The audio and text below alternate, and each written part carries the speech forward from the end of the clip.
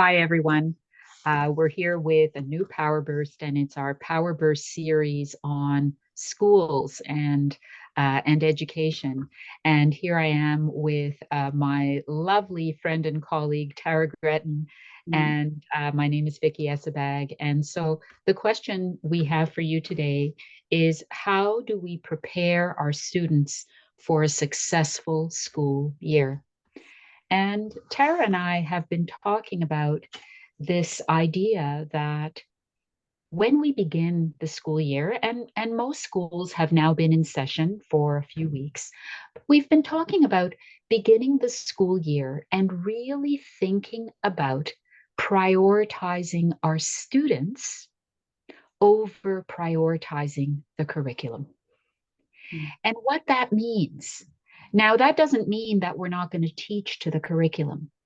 But what it means is that it will be that much more value added to our students' experience if we prioritize them as human beings and get to know them as human beings when the school year starts.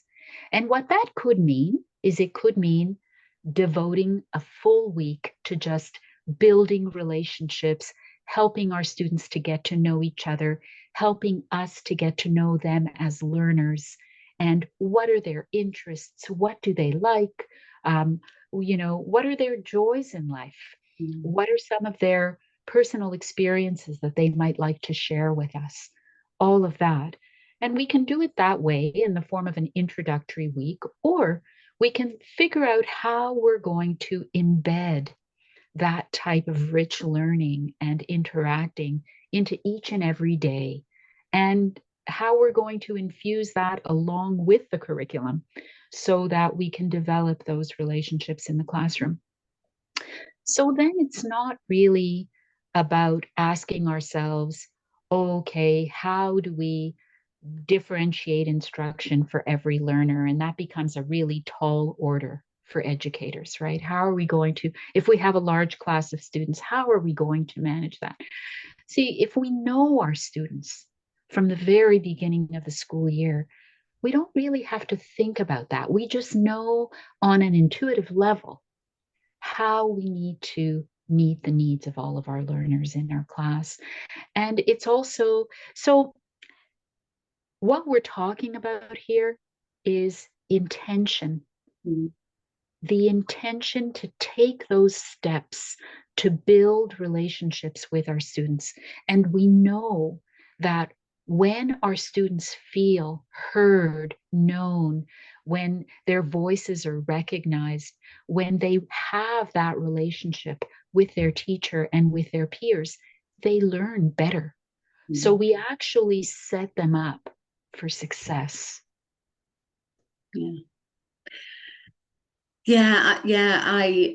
There's a few things that you said that have really kind of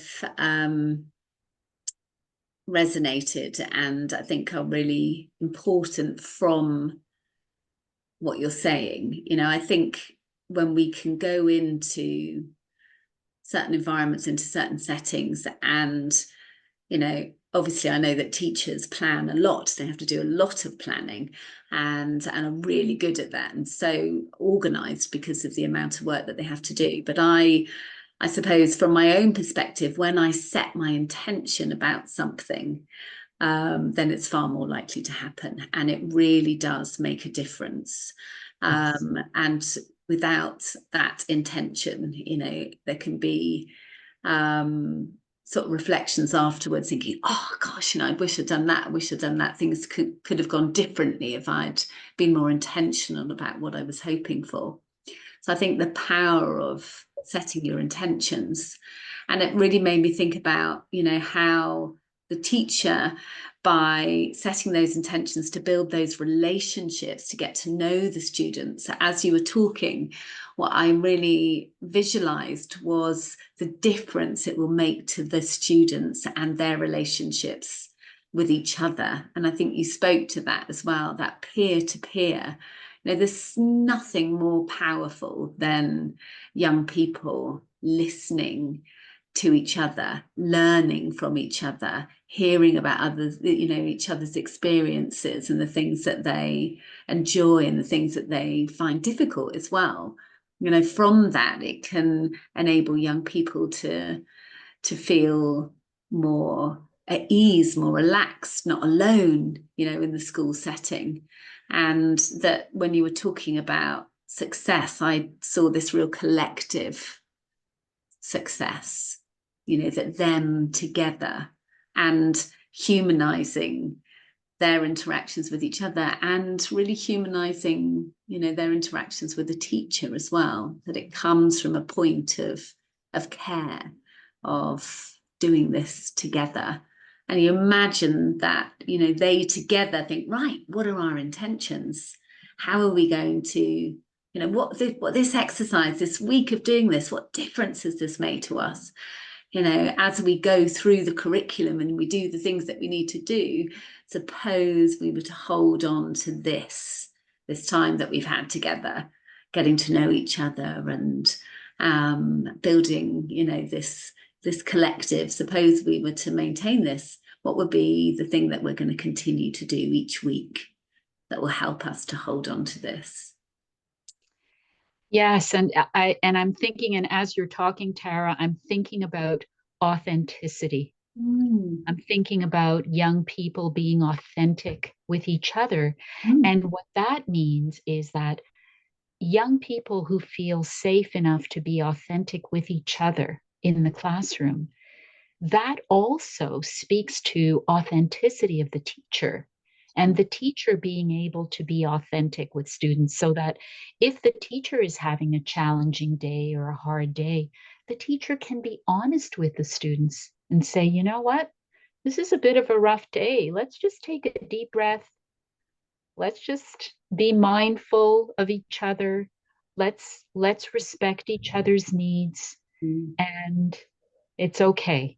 Yeah. So it develops that reciprocal relationship where the students feel that they can be respectful and responsive to their teacher and each other, and vice versa. Yeah.